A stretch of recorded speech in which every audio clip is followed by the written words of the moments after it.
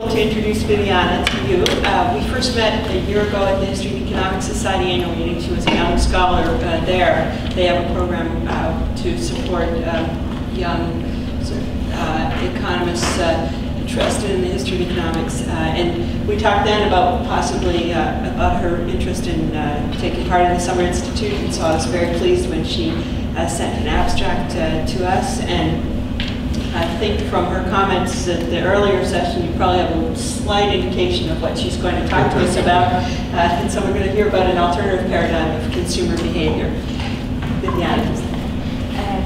Before starting my presentation and communication, the paper, now it is the complete version of the video because before a lot of pages were missing. We have started. Sometimes we have to sort of herd people. Let me just say that we haven't always made copies for, we haven't at all made copies for every one of the papers, just because we try to put them online and we try to encourage people to sort of read them and then pass them on and so on, so that we're not killing too many trees. But we do have papers. We have Clarice's and we have Vivianna's as well, the entire version. I'll put it here. Just maybe if you put your hand up, I can get it, or you can get it later. Before starting my presentation, first I would like to express my pleasure at being here in Richmond and thank the organizers for inviting me in this most enjoyable meeting. I think that this session are very well interwoven because today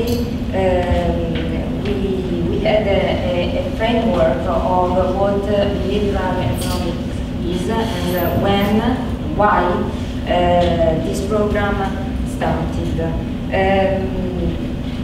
I would like to stress a point. Floris this morning said that there are many other behavioral economists other than Simon and those cited, but they are not mainstream behavioral economists, and so they could be ignored. And in my presentation, I would like to present the theory and the methodology of one of these economists that actually has been ignored by behavioral economists, but according to me is one of the forerunners of behavioral economists.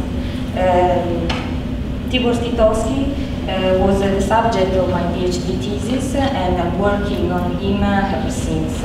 My paper today is on Tibor Skitowski, and I'm convinced that knowing the life and the experience of an author is useful to understand his theory. That is why I want to introduce the author before showing his theory. Skitowski is a Hungarian-born economist. He graduated law at the University of Budapest, but before graduating he went to spend a year in Cambridge, and in his memories he speaks presenting himself, a pupil of Keynes. Then after 2 years in Cambridge he returned to Budapest, he graduated law, and then he returned to England, but this time at London School of Economics, and the chair of the department was Friedrich von Hayek. So I think that these insights are important to better understand his theory of consumer behavior.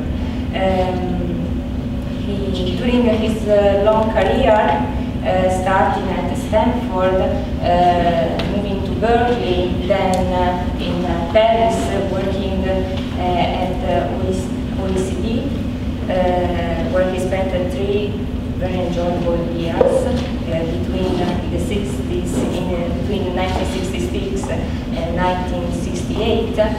He returned to USA and he was enrolled at Stanford again. Skitowski is most widely known for his works on macroeconomics. unemployment, inflation, asymmetric information in the long run, the economics of the emerging market, the emerging nation. But my research focuses on his last period, when he turned from macroeconomics to microeconomics. He was on the point of retiring when he wrote a monograph, The Joyless Economy, in 1976. And in this monograph, he developed an innovative, psychologically based theory of consumer behavior. The book contained too much psychology for average economists, and it was not well accepted. It was completely neglected by economists. He attracted the attention of economists only 20 years later, with his second edition in 1992, which is curious enough because Skytowski upgraded only his preface but left the core of the theory intact. Also the chapters and the page are completely the same. Commenting on the joyless economy, a number of eminent scholars such as Amartya Sen, Robert Frank, Arthur Richmond, Aidan McCabe, Jeffrey Friedman say that agreed that the joyless economy contained a theory, psychologically based theory, unorthodox and a paternalistic theory of behavior.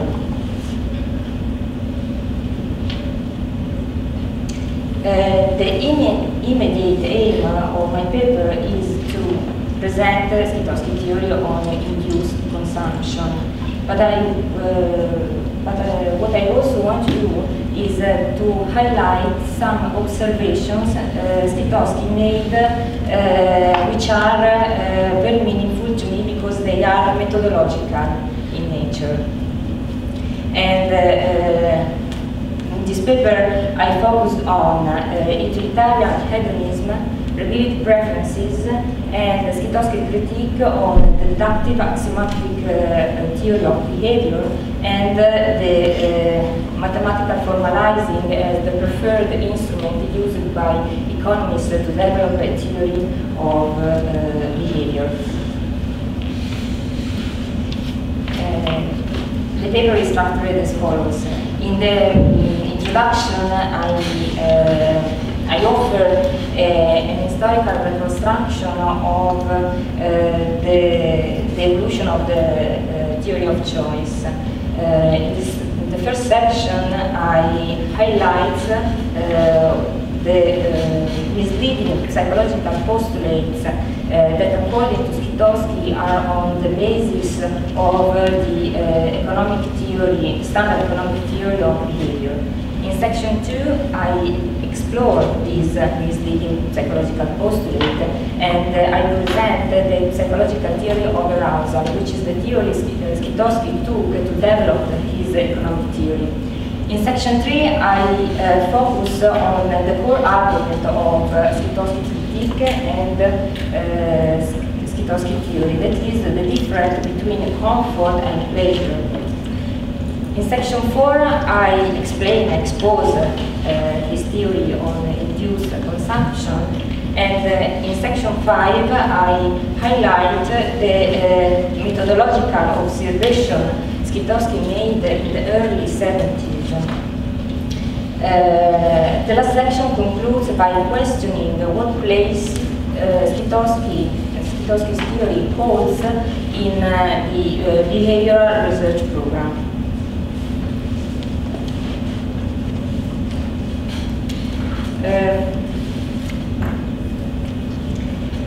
Skytowski started his critique by highlighting a point in the history of economics when, according to him, all it began. This when the dialogue between psychology and economics began, and the end, the conclusion, one of this dialogue. So there is an interesting quotation. Economics and psychology were both part of philosophy until the end of the 18th century, and it was Jeremy Bentham, one of their common ancestors, who laid great stress on the role of pleasure and pain in motivating behavior, arguing their miserability. When psychology and economics split off from philosophy to become separate disciplines, they carried in their baggage the same inherited psychological insights, although they put them to very different uses. So according to Skytowski, there is a point in common there was a point in common between psychology and economics, philosophy, and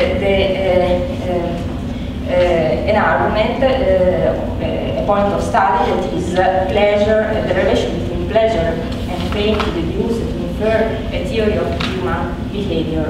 When psychology and economics split off from philosophy, these insights go for different, were taken in different consideration. So let's see the evolution of these insights in psychology. Psychologists regarded those same inherited insights as an initial tentative hypothesis and made their business to design experiments for testing them. That was the kind of work I tried to summarize in part 1 of the Joyless Economy. So according to Skytowski, psychologists took these insights, Bentham insights, as a point of departure to check, to test, and if necessary, to change the instrument where are experiments. If experiments demonstrate that these postulates are not true, so there is the opportunity to change these postulates. The postulates were, of course, the end in psychology, behaviorist postulates. So let's see what economists done on this postulate. Unfortunately, this lopsided psychological theory seems to have been to the origins of the economist theorizing, for the notion that specific needs arise arousal level and that this motivates people to satisfy such needs, and so lower arousal fits in very well with the economist utility function. So, on the contrary, economists took this insight for granted, and they didn't check these insights, but they took them as the basis for the developing of a theory of behavior.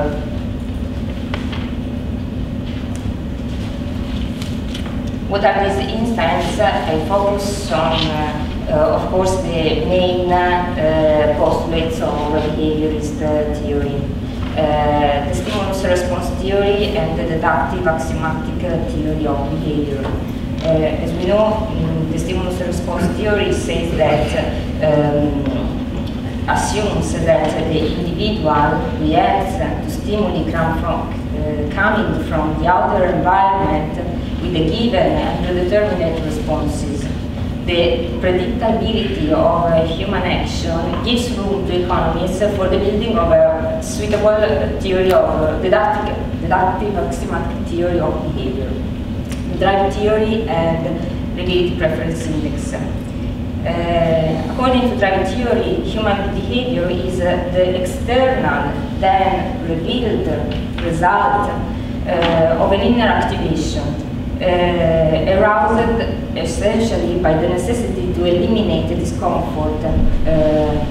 The automatic translation of inner needs into outer behavior gives credit to the revealed preference index. The cessation principle is the declining marginal utility. According to the cessation principle in psychology, the additional pleasure derived from each repetition of any activity, for example eating, is less than that derived from the previous repetition. So, such principle corresponds to the declining marginal utility principle in economics.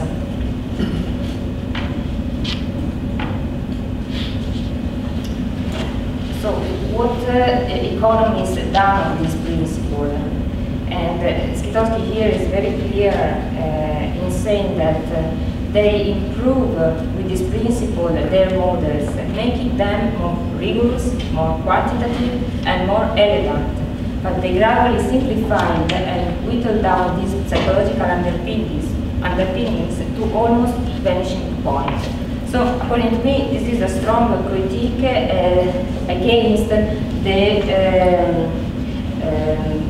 mathematical formalizing as an instrument to develop a theory. The error, the mistake of the economists was that they didn't check, maybe not for guilt, but intentionally, these postulates, because these postulates fit very well their theory of human behavior.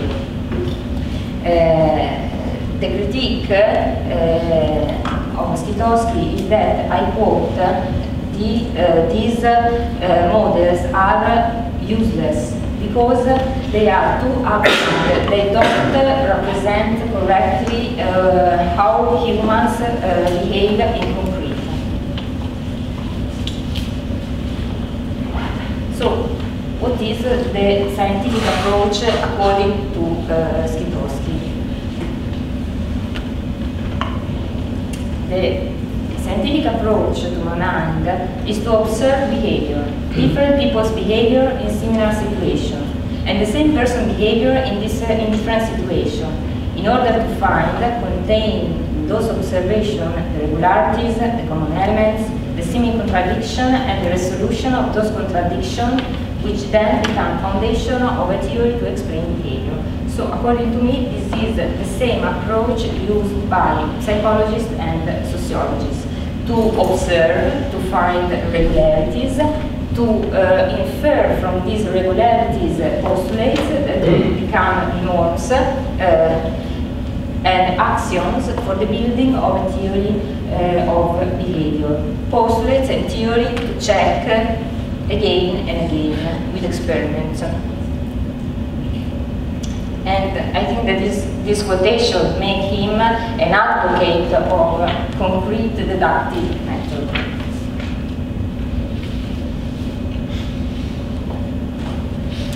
Skitowski is very precise. These quotations are all in the preface of The Joyless Economy. He is aware that what he is going to say is quite, it is new, and maybe it would be it is difficult to accept it by economists. So it's very precise in defining what is saying and the field that is investigating. So that has been the approach, the scientific approach that he uses. That has been the approach of behavioral psychologists. Accordingly, I shall use their work, their experimental findings, as the basis for my attempt to explain the consumer behavior and his motivation. So it's referring to behavioral psychologists. But again, it's very clear and specific. Let me warn the reader that whenever I discuss psychology, I will take in about physiological psychology, more particularly motivational psychology, which is most relevant to establishing, extending, and correcting, where necessary, the economist theory of consumer behavior. So Skitowski was quite aware of the discipline and the fields in the history of psychological thought, and he stressed that he was basing his theory on motivational psychology, which is the psychology of arousal, called the psychology of arousal.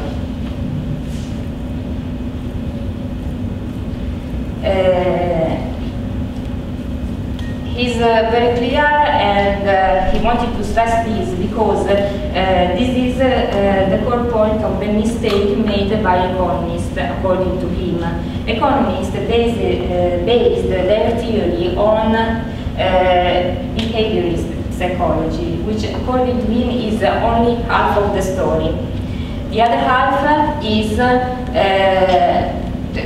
behaviorist The first half of the story is arousal reduction, that is drive reduction.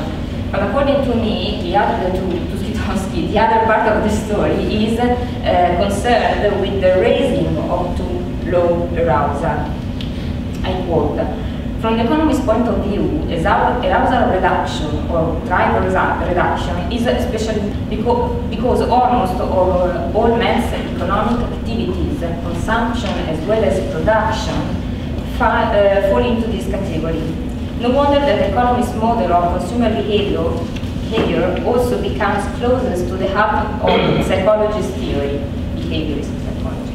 But very different and quite alien to economics and the economics way of thinking is the other half of psychologist theory of motivation of behavior, which deals with the raising of too low arousal. So a complete theory of behavior requires not also to focus attention, as the other economists did, on the mechanism of drive reduction, the reduction of a particular stimulus, but also on the raising of too low arousal mechanism.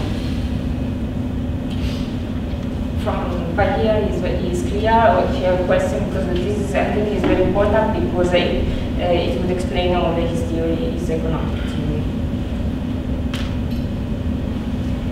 Unfortunately, it is a direct critique against the economist to introduce into a formal economic model the motivating force of that concept, that is the raising to low arousal, and its conflict with other motivating forces seem to be very difficult. It would probably lead a great increase in the complexity of the model, which may not be worth the benefit achieved. So economists, according to me, prefer to remain on the basis of behaviorist psychology.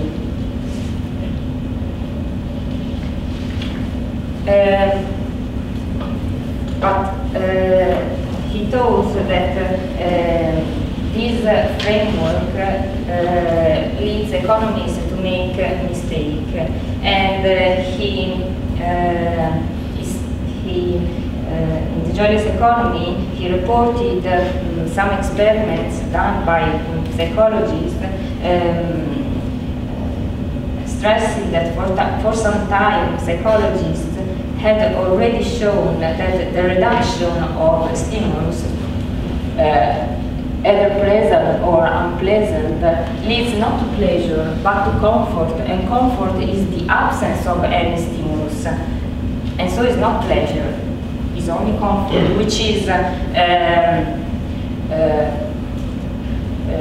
good sensation temporarily, but then leads to boredom, and boredom, or the absence of any stimulus, is painful indeed, is a painful sensation. So this is the lopsided theory according to Skytowski, and we can see that this is the framework of Edward hedonimeter, for example, a monodimensional scale and with the extreme pleasure and pain. And this is the mistake Skytowski highlights. People, economists, take comfort for pleasure.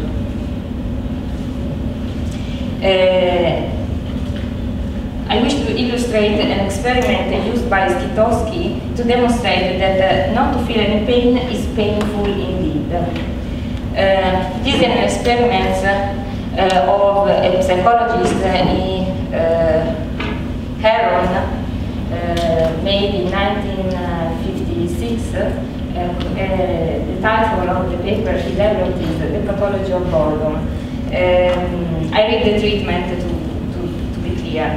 The subjects were male college students, paid $20 a day to participate. They lay in a comfortable bed in a lighted room 24 hours a day for as long as they care to stay, with time out only for meals, which they ate sitting on the edge of the bed and going to the toilet. They wore translucent plastic visors which transmitted diffuse light by prevented pattern vision. cotton gloves and cardboard cuffs extending beyond the fingertips restricted perception by touch.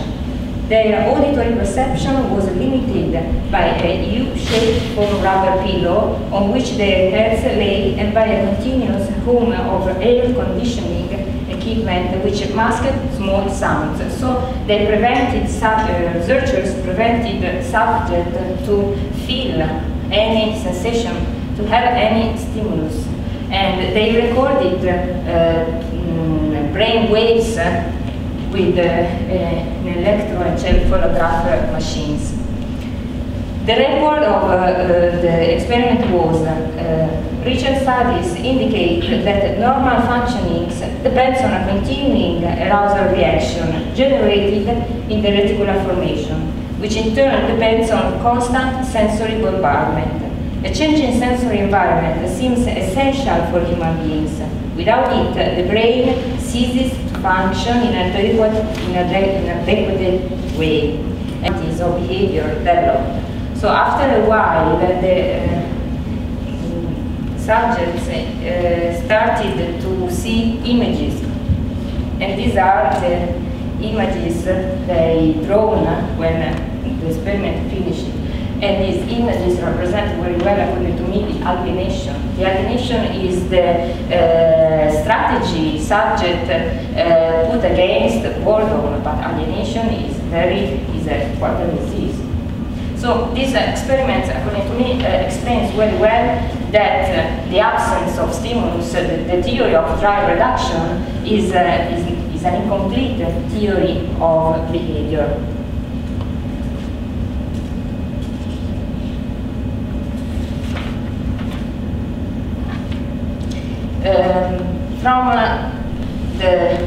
By reading the psychological literature, Skitowski infers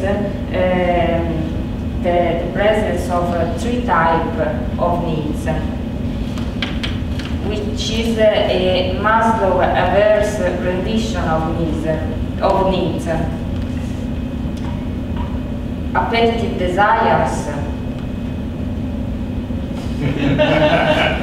He quoted this picture, this super, and according to Skitowski, these represent very well Homo economicus, higher rationality, because they have no needs, they have eaten, so these are appetitive desires. But again, I want to be clear, appetitive desires are not only physiological needs, but also psychological needs. For example, the need to belong, they need to be considered, to be included in a group and to feel part of a group. This is a basic psychological need. Social desires, the desire to be to run interpersonal relationships, and the need for stimuli. Okay. So all these type of needs are innate and require satisfaction with the same urgency. So there is no way to maximize one of that in order to fill in the gap of the other. And this is a big problem, because they have to balance a non-complete and intermittent satisfaction of both the three. And according to me, this threefold classification explains very well the diseases of society in the welfare economics, because these type of needs are maximized in the welfare economics. Almost all of us can have access to this type of needs, shelter, and this type of needs which are to eat, to cover from cold, and etc., basic needs.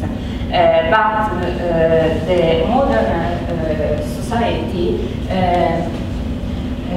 doesn't give to people enough social goods that can go to satisfy social desires and do need for stimuli. This is, and I want to recall that Spitowski is writing in the 70s, in the years of the massification of the product, in the economic boom. And I quote the sentence is important to understand the psychological theory.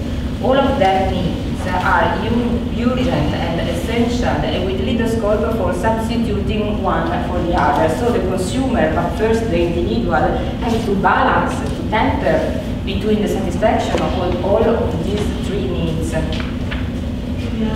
Is that an observation on his part? That there's little scope for substituting one for the other? Yes. So he observes it. Just thinking of your comments about his method. He infers by the psychological experiments that furnishing all the comforts is not enough. People need other than comfort. So he infers that there are some other type of needs. And from these he constructed his theory. This is to explain better the difference between the type of needs. He recalled Aristotle and Plato. Plato understands this type of needs as illusory pleasure, and these other two as real or pure pleasure because they are enduring. Whereas the needs, comfortable goods are giving a sensation of comfort, but it is temporary. So from the experiments to the theory. The arousal system, where is it located? How does it work?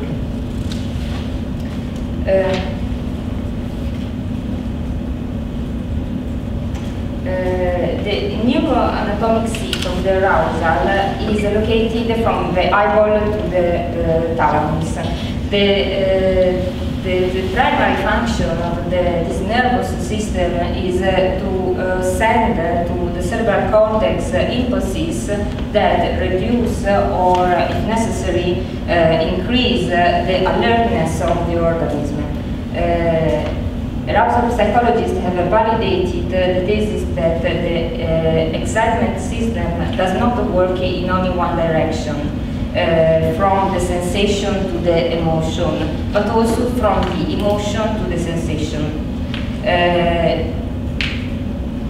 In the first case, from the sensation to emotion, the arousal system functions as a server.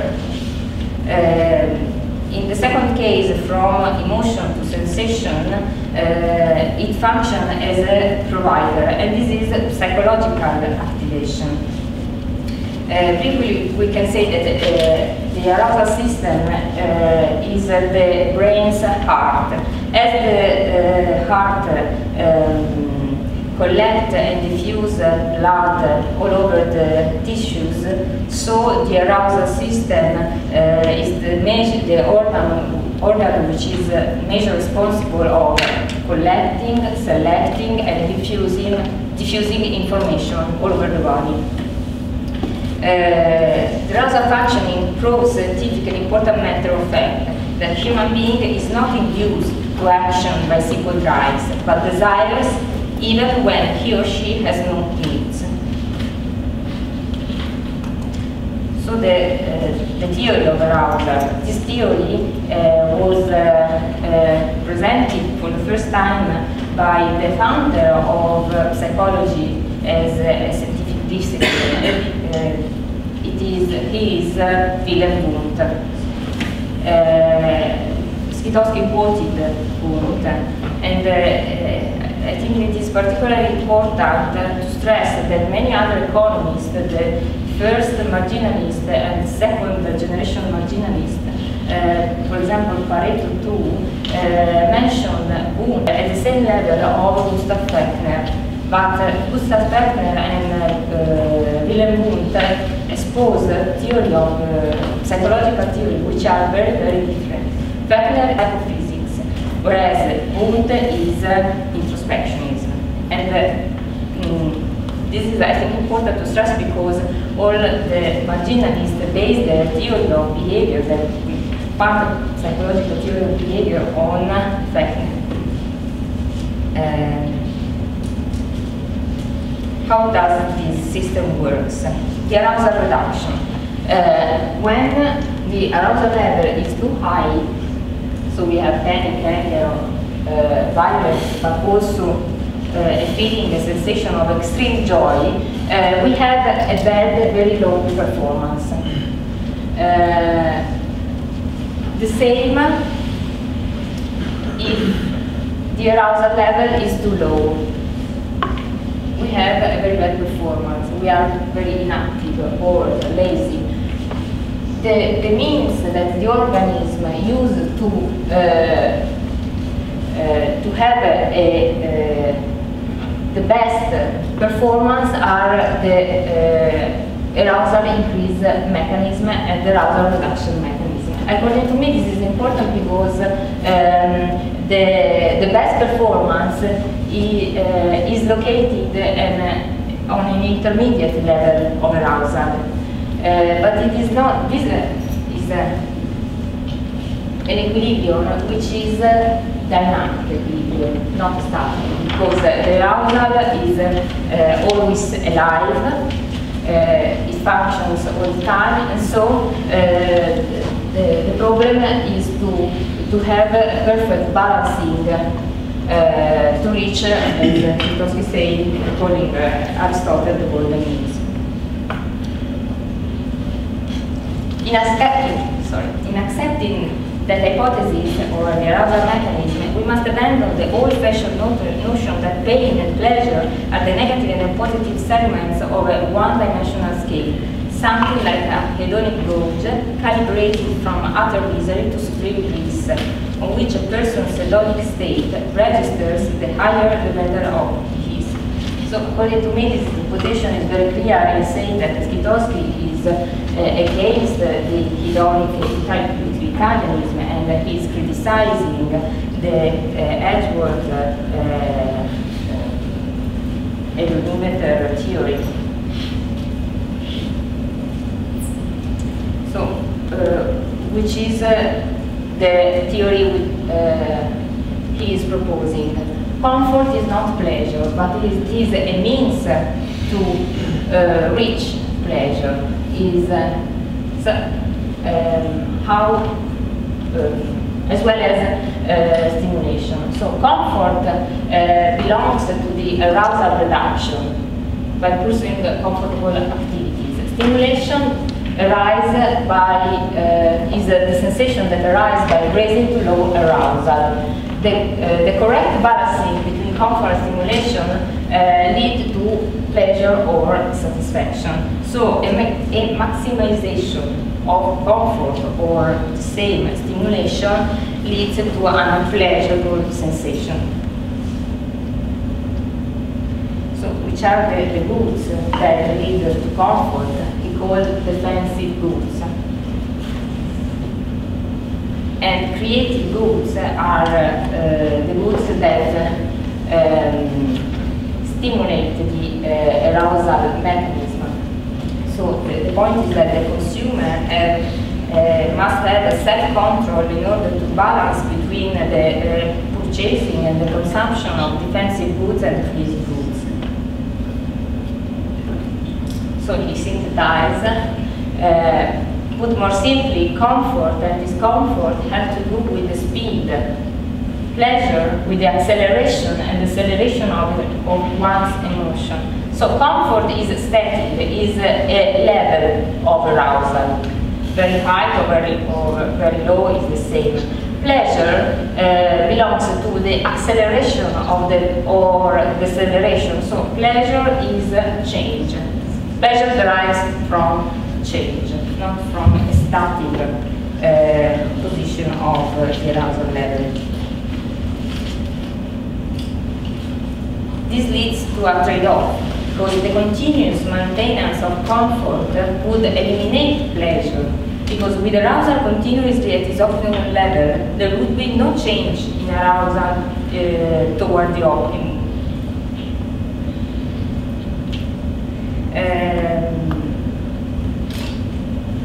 So, to conclude that we must choose between pleasure and some sacrifice of comfort. And with this theory, he's saying that the consumer must choose between comfortable goods and pleasure goods. According to him, consumers prefer comfortable goods for two reasons: resources and time. Because creative products require high activation cost on entry. For example, to learn a discipline, I have to spend much time. So there are, yes, this is activation cost. So the benefits are on the end, not at the starting of the activity. Whereas comfortable goods don't have this activation cost barrier. And so the consumers, inexpert consumers, are probably will choose defensive products and not creative products, because there are high costs in terms of activation costs that are psychological costs. Whereas the consumption of defensive products does not call for any particular skill for fruition or consumption. Time. Creative products are time-consuming. Again, to learn a discipline, it requires time.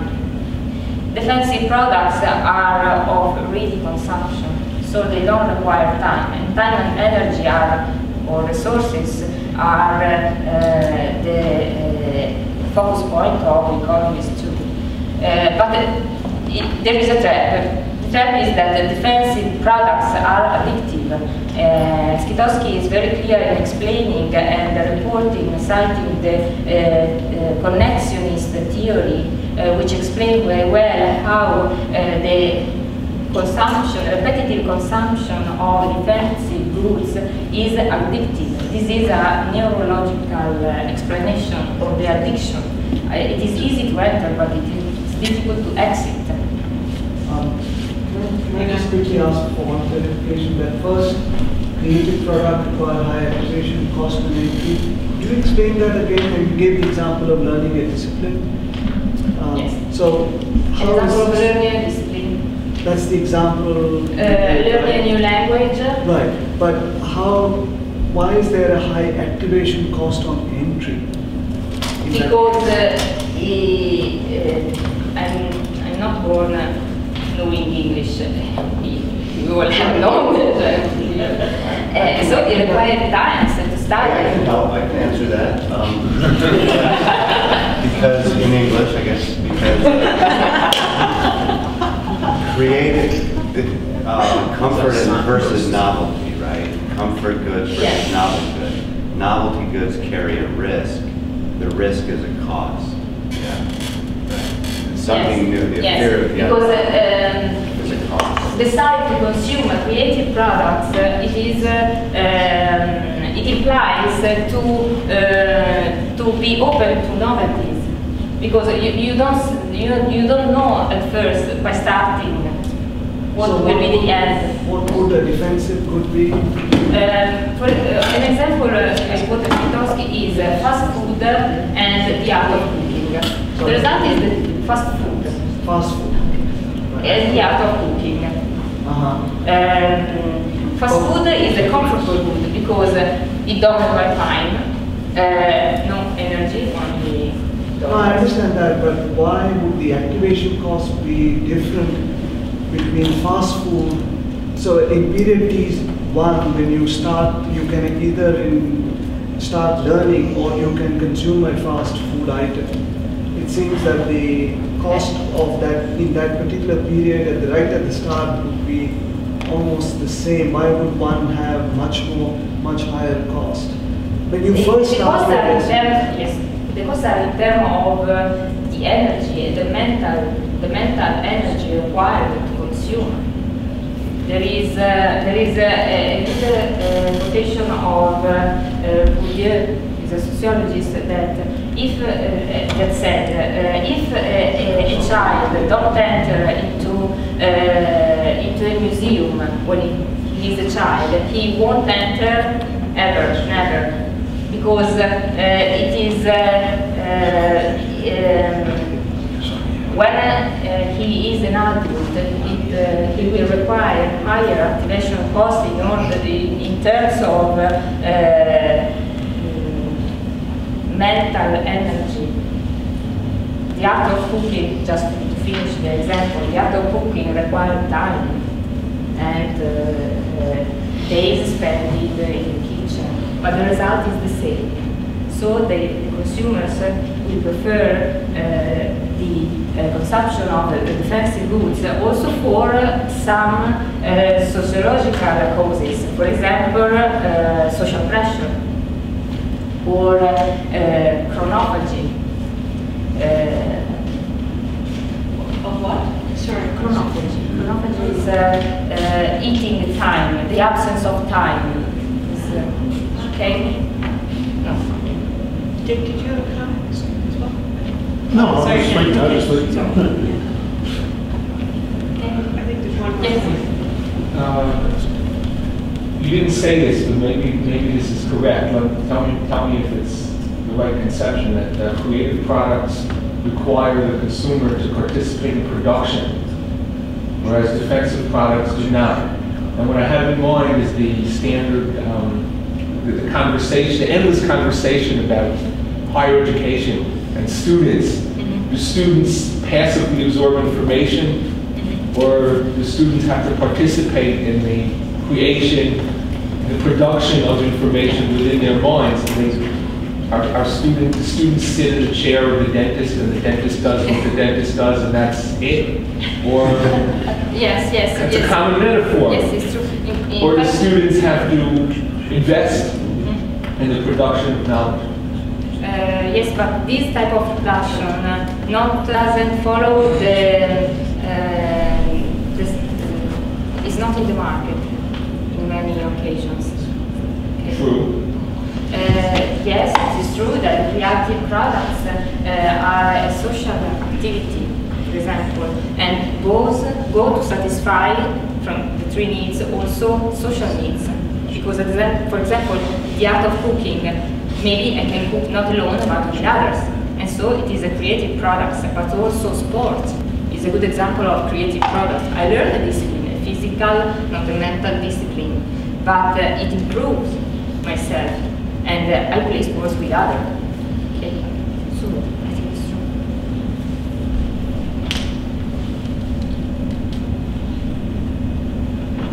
And so the psychophysiological needs and consumer goods.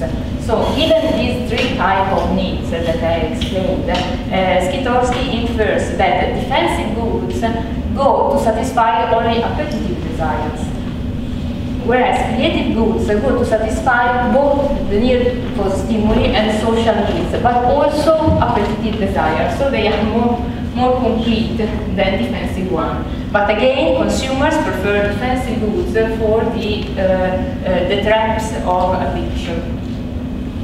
And on the other part, economics, and especially the economics of the 70s, can furnish with low appetitive desire, but don't furnish enough social, enough creative goods, because it is also for the question of novelty, because consumption good, the massification implies the exclusion of novelty. All the goods are the same, and so there is no novelty. Whereas the creative goods require novelty, and to furnish to the consumer always the novelties is very, very difficult. Maybe variety, but it's not substantial novelty. So this is the problem for consumer and the economics of welfare, which is, according to him, the paradox of consumers' dissatisfaction in a welfare economy. Since comfort is the absence of both pain and pleasure, as we have seen, is the zero sum, it follows that too much comfort may preclude pain, but also pleasure. Therefore, consumers' dissatisfaction is due to the fact that we overindulge in comfort. So, by addiction, for social pressure, and for this activation cost, we prefer too much comfort, intentionally or not intentionally. And we fall in the trap of consumerism, and we don't consume enough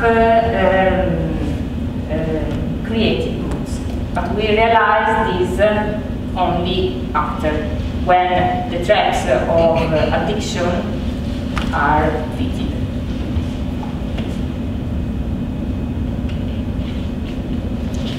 So this is the representation, which is also in Skitowski's book, The Joyless Economy, from the psychological theory of Wundt at the end of the 19th century, then to have 50s. Have is the same psychologist quoted by Hayek in the preface of The Sensory Order.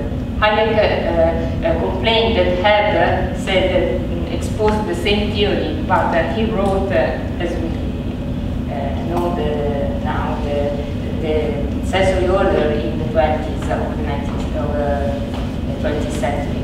And Berlin, which is another psychologist who built some of the theory of Wundt again. So this is the theory as I had shown in the other slide, and this is the Skitowskian interpretation. The level of arousal is determined by the consumption of comfort or stimulation, and performance is satisfaction. So satisfaction derives from a proper balancing between comfort and stimulation, so a proper balancing between comfortable good and creative goods. The overconsumption of both creative and defensive goods leads to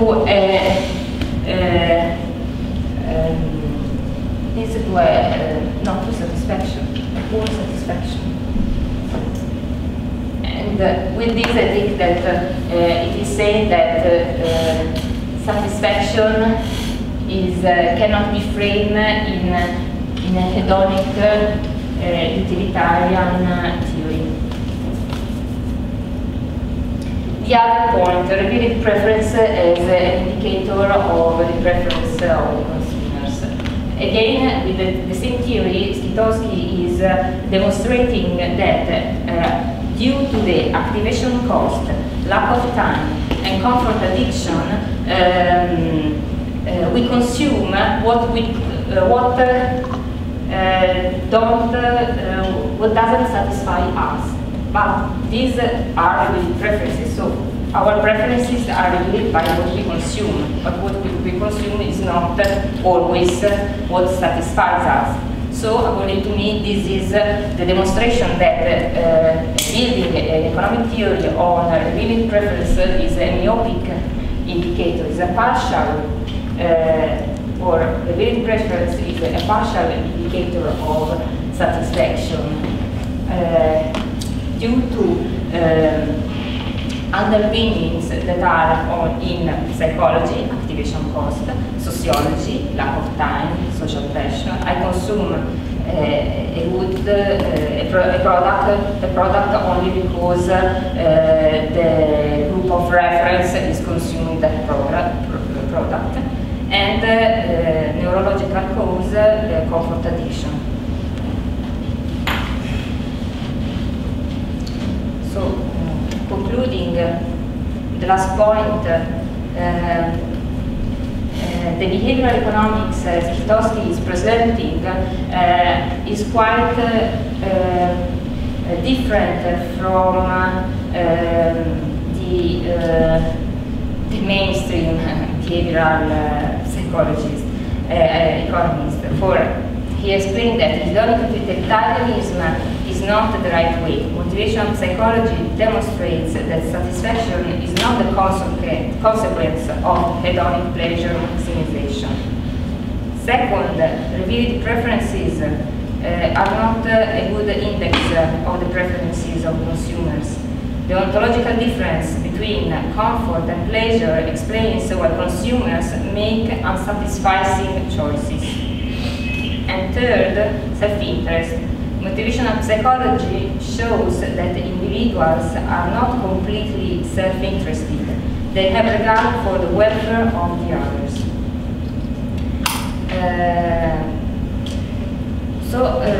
According to me, trying to put Schittowski's theory on induced consumption on the behavioral research program, I think we have a parallel path, because the psychology he is using is not the psychology of attention, for example, the Kahneman psychology, neither psychology, the theory of mind, cognitive psychology, which is used by Simon, for example.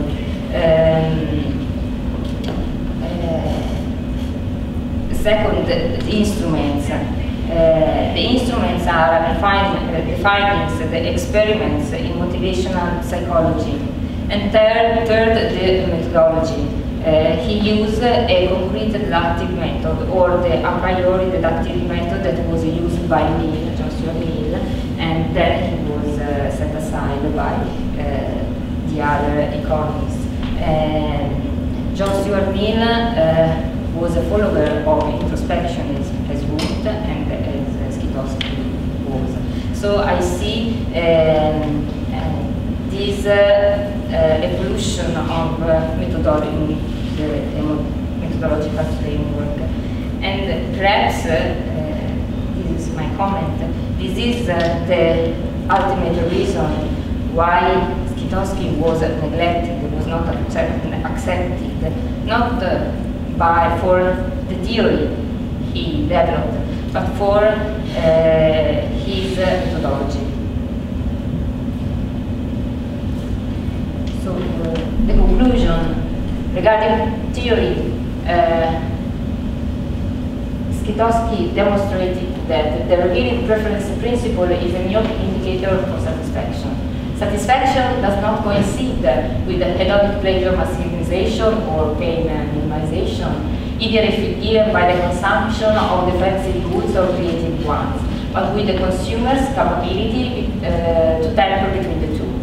And regarding methodology, he criticized the concrete deductive method, the deductive method, or the method used by economists, and he thought that the concrete deductive method is the most appropriate to filling gaps in the economist's understanding of consumer behavior.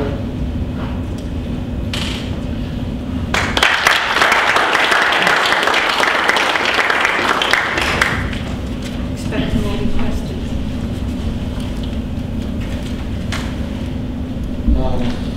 Let me start by saying I have almost no background in psychology, so I have to ask you to explain to me, if comfort is low stimulation and it leads to boredom, then how can a person become addicted to comfort?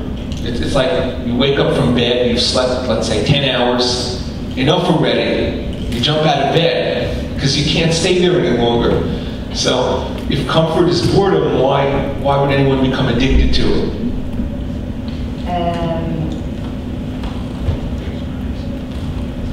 Yes. No, you need to sleep, of course, but comfort addiction is, there is a neurological explanation of comfort addiction, because when a pet is traced, this pet, if you go always on this pet, the pet becomes strict, then a very big way, and it is difficult to change the way and trace a new pet. It requires energies, so that is why. Yeah? habits. Habits are a good example because it costs to leave an habit and to start a new activity.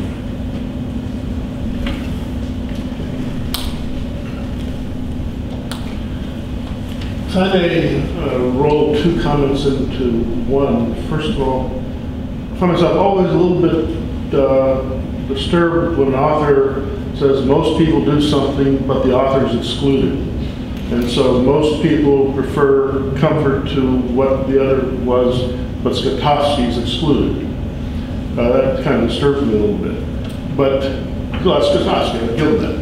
But if you take most and replace that with some, is however many some is, we don't know, but replace it with some, then I'm struck at what you have as Thomas Saz in the myth of mental illness. Because the basic kind of theme in Saz is, well, number one, mental illness is a myth, as the name says, but number two, life is tough. And life is tough. Life is tough. People have to deal with it. People can get their lives out of whack. And then they go cry about it because it pays. And so mental illness psychologists and psychiatrists can give names to this, and they can get fees from it. But it says, Sad's claim is that people, the ability to live well is a talent that has to be cultivated, which is, of course, the same point of Sophocles, Euripides, and Plato, and all these characters. And so I like the recognition that life is a challenge to be developed is one that resonates hugely with me, of course. But I'm left wondering what the sort of program for economic theory is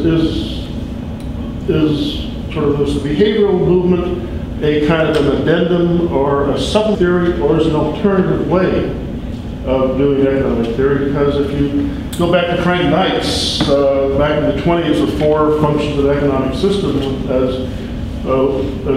economic theory is a systematic exploration of those functions.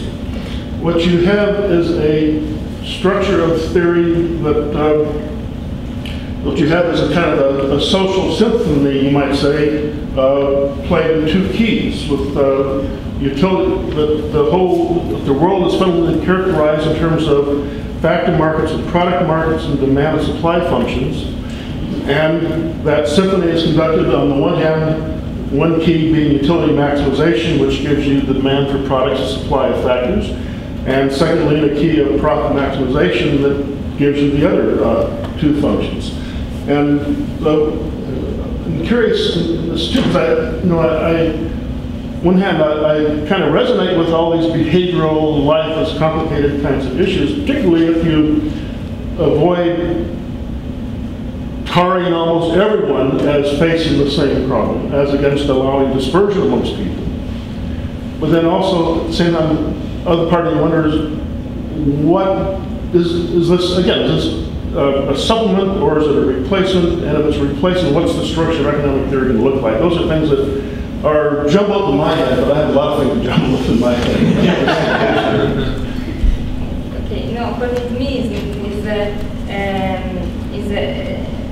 trying to understand not when or if or when an individual is rational, but how he behaves in such way in an occasion, and in other way, the same individual in other way in other occasion. So we can't say that the individual is completely self-interested or completely altruistic. So because it depends on the occasions and on the state of the arousal state of the individual. The same individual can be altruistic and self-interested, and it is again the same. I want to stress that Skotowski is not presenting a paternalistic theory, so they have to consume only creative goods or set apart comfortable goods, because we need both. And for example, Amartya Sen agreed with this non-paternalistic vision. And I think it is quite actual also if he wrote this theory in the 70s, because if in the 70s or the 20th century the problem was too comfort, we overindulge in comfort, too much comfort, perhaps now the problem is too much stimulation coming from, I don't know, internet, other things. So the problem is a correct balancing, self-control. And maybe the paternalistic part of his theory that I have not presented now, but is his theory, is that the solution is education. If people, from young people, make experiences and have knowledge required to understand that comfortable goods are subject to addiction, they can choose correctly and face this activation cost and education in terms of knowledge and experience, and not scholarly education, but education, parental education, can helps in lowering these activation costs.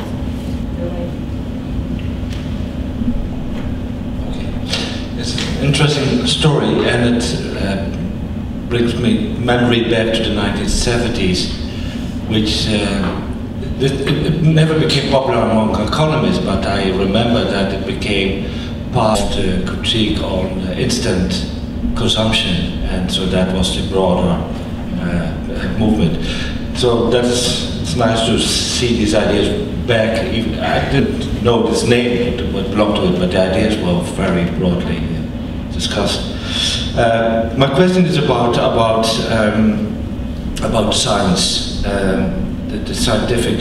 You have on slide 7, and also in your conclusion, but on slide 7 you describe the method he's proceeding, and then you call it concrete deductive method. What I see on the slide, you're going to that, is what I would call induction. So I was wondering why you call this deductive method and not inductive method. And the other question, I have two questions. The other question has to do with the mathematical modeling. I don't see why you couldn't model this in a mathematical way, the theory. You said that he has difficulties, and that, of course, it leads to much more complex models, but that doesn't say that it's undoable. So these two questions I would like to address. Okay, first to the last, the modeling. He refers to the economics of the 70s. Now we have hyperbolic discounting, for example, and work as other economists have worked on it. So it was his most critique, but I think that this critique must be put in the right time in the history. He is a very critique, but he don't want to refuse mathematics and modelizing as a mathematical instrument. He critiques the use economists have done of this to shape an elegant theory of behavior, and their refusal to intervene and to change. Maybe this theory could have changed also with the mathematical instrument. So this harsh critique is due to the fact of time, to the economy of time. Yes, by himself he was not he didn't use a lot of mathematics, but it was one of his character. And the second, Simon, deductive is I choose this characterization because it is I need the a priori deductive. According to me, it is quite the same. From regularities to refer to subsume norms. They're going from, what it says is going from observations to patterns. That seems to be, that's the inductive method. So is that what he called himself? Is it the labeling of the inductive method? Is that sure? Yes, maybe it's misleading. Yeah,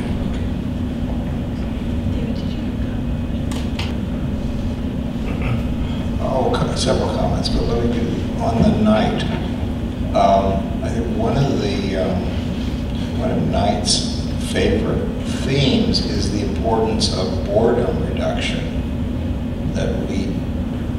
That the greatest fear that people have is being bored, and so that he tells us in lots of he does this in lots of ways. He tells little jokes, like the sort of idea that if American football were defined by an efficiency expert, we would have 22 people on the same side. Right? So that to avoid boredom, we play games, and games to be interesting require rules, and so that the rules come in as a way of minimizing boredom. And I think that I have another question. I'll wait my turn on that. But do I remember correctly that Stokowski is the person who found that you can reverse the Kaldor-Hicks condition? Right, and so that in the long trajectory of his life, one of the things he does is find problems in economic theory, and so that there's a persistent theme in his life, and that if I remember correctly, he changed the spelling of his name, and so it is a horrible pain to find an article because you put it in one spelling and you don't. Yes, because he going to the USA, he had to change the name. So the first two articles is they Zitowski, and now he changed, and then he changed it to Zitowski. Yes, very good, useful observations. His mission, according to him, and in his memories, is to find problems in economic theory, both in the first part in macroeconomics and in the last part of his life in microeconomics. And I had to check Knight's and Gordon because I have read not enough literature of Knight's. Yeah, I think it's a very nice and detailed overview of Skitowski's writings. I have three comments.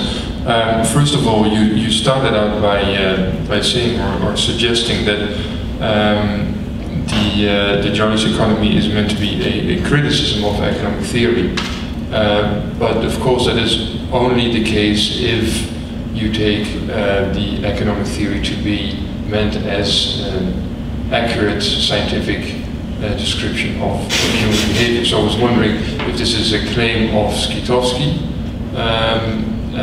and if it is so, then that could be maybe an interesting topic of investigation, how Skitowski comes to this conclusion and where this derives from, because you could at least point, for instance, to Friedman's instrumentalism as a different way of thinking about it. And secondly, in the conclusion, but also in the talk, you refer to Skitowski as to be placed among the behavioral economists, and I was wondering whether Skitowski himself argues to be a behavioral economist, or whether this is something that you do. Yeah, so full stop. And then third, what I think what I think is very interesting is the very last paragraph of the paper, in which you say, further step of this research shall be to ascertain if with this finding on motivational psychology, Skitowski paved the way to the new field of studies hereafter launched by Kahneman. So I was And I think that is very interesting, because if you could show that in one way or another Skytowski influenced Kahneman, or there's some connection between the people there, apart from Kahneman years later, when Skytowski has been died a few years ago, can safely say, this was an important figure as well. So that I think would be very interesting if in both ways, if there is a connection, but also if there is absolutely no connection.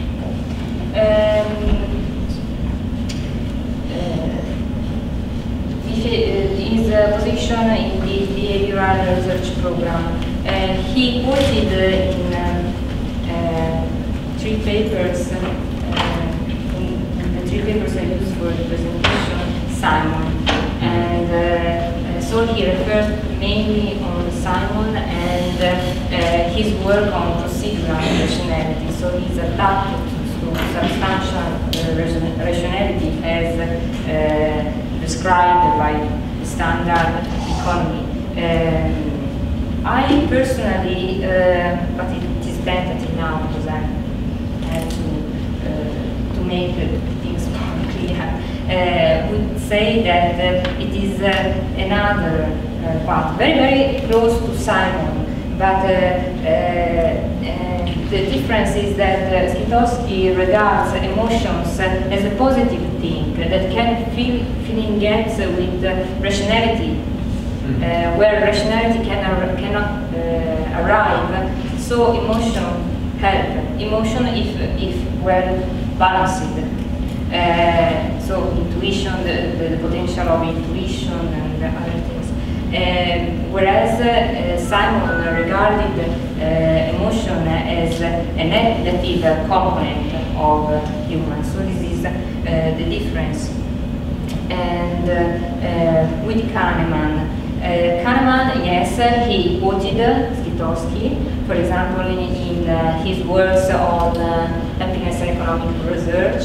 But I think that they are saying something different, because, for example, Kahneman and objective happiness.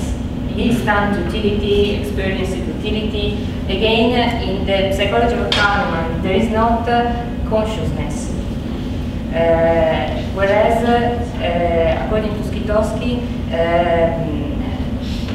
the Skytowskian theory has a lot of introspectionism. So I think that also if Kahneman cited Skytowski as one of the forerunners of his field of research, actually his method and his theory are quite different. Maybe there is complementarity, but again, I see more things in common with the cognitive psychology of Simon than the cognitive psychology of Kahneman. I find this very interesting, but I want to try and get some better understanding. I'm still not clear about how he works with these different category of goods. So, for example, this distinction between what you call them, comfort goods, or as opposed to creative goods, right? So think of just in that, because the examples you give seem to imply a distinction between goods as opposed to services. And so, for example, you talk about appliances, use of appliances in the comfort good category, right? Yeah, commodities and appliance, and then you have literature, arts in the creative goods, right? So, where would you put reading a book? In there. The book is the mean. Sorry? So the book would not be part of the defensive goods. It would not come under an appliance where the reading of a book as opposed to say. That's who wrote the book.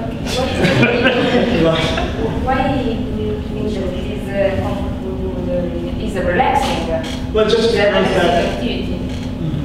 But I read the book because probably I'm bored during my transportation on the bus and the underground. Yeah. So I think it's a creative one.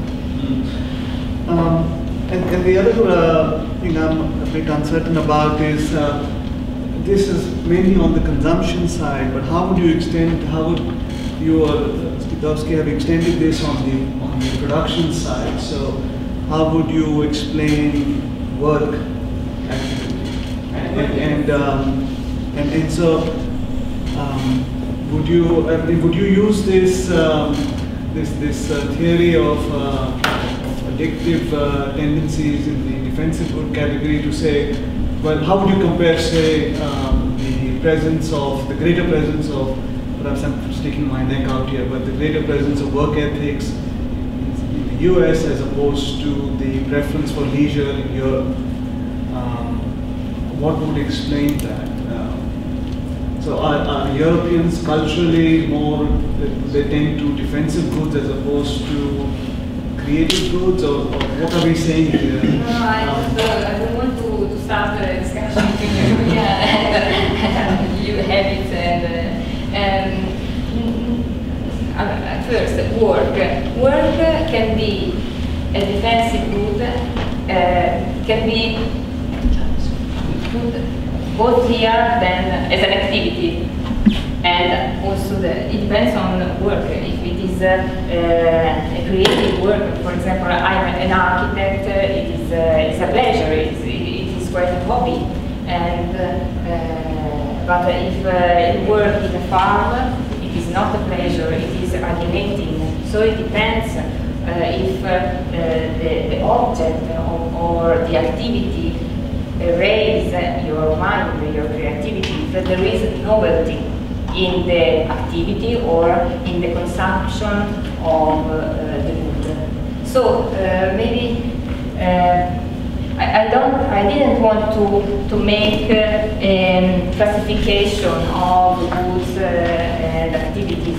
Only examples, the most simple examples. For example, TV is a defensive good, but we need TV to relax. Not all the day TV, but so it is not against, it's not a paternalistic again. So most type of work in modern industrial society would put in under a defensive good? This is the social problem, according to Skidowski. Also, if they are stimulating activity, too much stimulating activity, it doesn't mean that they are creative one. So the important is that they are creative. I'm Pat Lynch. I was confused by how he uses the phrase addictive for it, whether that's your word or his. Because when I think of addiction, I think of chemical addiction, or drug addiction, or cigarettes. But it sounds to me the way he's using it is laziness or some sort of settling. I think this is a little bit back to what Tip was raising with regards to the sort of these large unwashed masses that seem sort of comfortable in their lives. And I'm wondering if you could talk a little bit about what he means by addiction, because it was my understanding that psychologists have a pretty sophisticated definition of it, and this is not something that was clear to me about the way he was using it, or perhaps it was the way you used it. It is very difficult to explain in English. Skidowski uses the connectionist psychology to explain the addiction. The addiction starts from habits. Habits that in the end you cannot leave. For example, smoking is another habit. I don't think It might be better than TV, though. but it is Thank you very much for this very interesting paper. My question is directed on a possible Maslow-Skidowski relationship. And so, when you presented the motivational theory for arousal, I was reminded of my first lesson I was taught at university, which was exactly the Maslow pyramid of basic needs and satisfaction. I don't know how to put that in English, this official expression of this pyramid. So are there any references he made to that? And if not, wouldn't this motivational theory for arousal be a very nice add-on to approach the top of the pyramid? This is my question. To approach the top of the pyramid. The top of the pyramid. Okay. Yes, Skidowski quoted Maslow, Abraham Maslow, and he stresses that he is proposing a different classification of needs.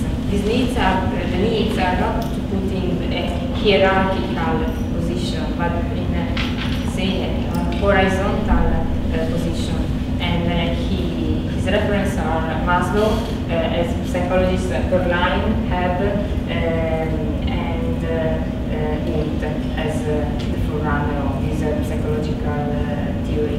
In the memories, he explained that he was working on the economic problems, but he didn't find an explanation. And when he returned to Stanford, he met by chance a group of psychologists, and that gave him the suggestion, okay, we in psychology are working on it.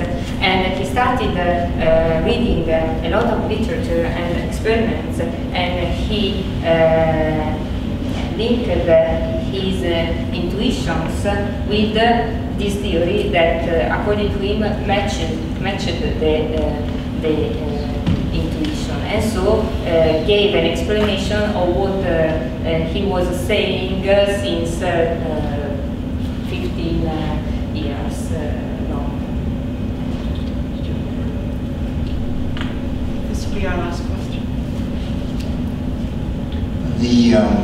Your presentation has been very helpful to me to help articulate for me what my problem has been with some of this stuff for a long time. And that is if you stress correctly, I think, the importance of habits, then the link between mental stuff and activity in the observable world gets very complicated. For example, just really personal, the most comfortable thing for me these days, what I read myself to sleep with, is modal logic.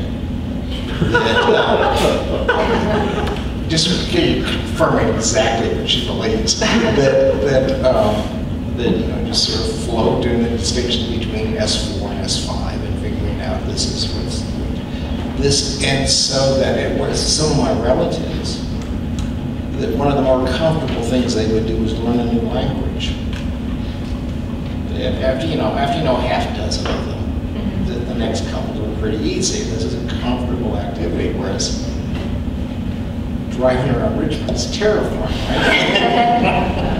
And so that, because if you've got habits, what's comfortable is what you've done in the past and what comes easy to you. So that there's this, when you jump, you say that creative good is something like art, literature, science, and that sort of stuff. Well, that might be defensive because they're comfortable, because you've done that a lot in the past, and it's just very familiar, and you can literally read yourself to sleep with that sort of stuff because it's so relaxing. So once you've got habits, then there's the material stuff gets really complicated. I think this is why the Stigler-Becker-Murphy stuff has got this sort of funny.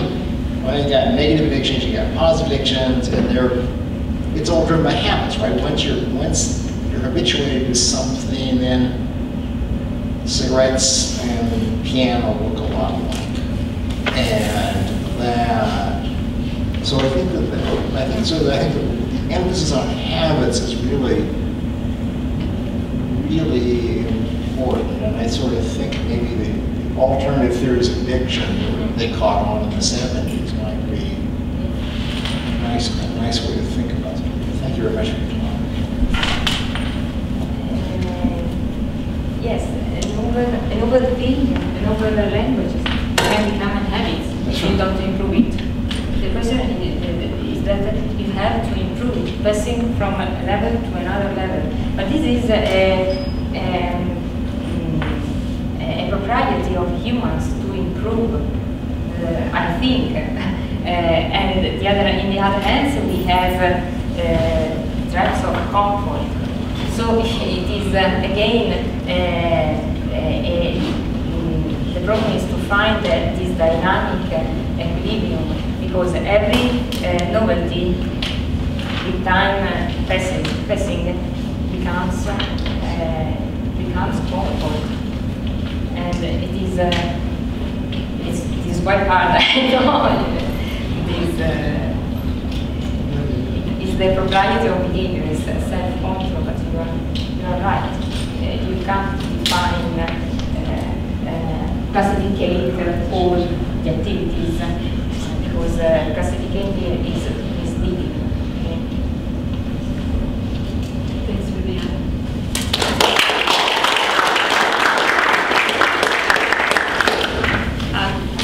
Take an hour for lunch and then come back.